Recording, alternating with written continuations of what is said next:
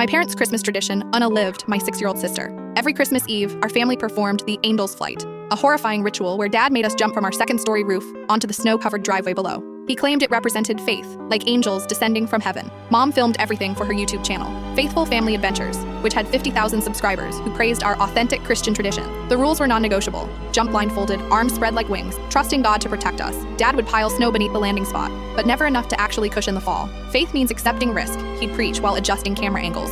I'd survived this nightmare 4 times, always landing hard, but managing to walk away with just bruises. My older brother Jackson had broken his wrist 2 years ago, but Dad spun it as God testing his devotion. The comment section praised Jackson's bravery, while Mom monetized our trauma with affiliate links to Christian family content. But Paisley was different. Born premature with brittle bone disease, she'd already endured 3 surgeries by age 6. Her pediatrician explicitly warned against any high-impact activities. She needs to trust the Lord like everyone else, Dad announced when I suggested she sit out this year. No exceptions for weakness. That Christmas Eve, the temperature had dropped to 15 degrees and the snow was mostly ice. I begged them to postpone, pointing out the dangerous conditions. Perfect, Mom said, checking her camera battery.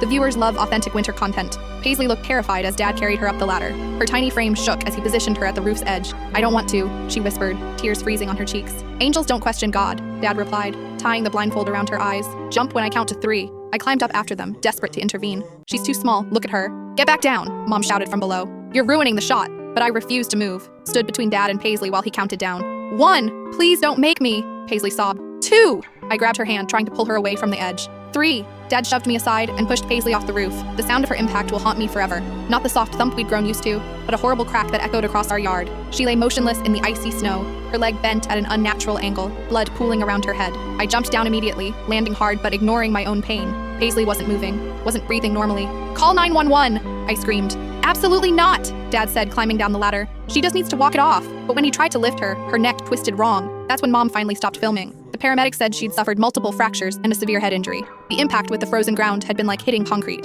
Paisley spent 3 weeks in intensive care before the brain swelling finally took her. While she fought for her life, I broke into Dad's computer and found his content calendar. He'd planned to title the video, Faith Over Fear, Teaching Kids to Trust God. He'd already written the description highlighting Paisley's courage and asking for donations to support our family's ministry. Most sickening were his analytics reports.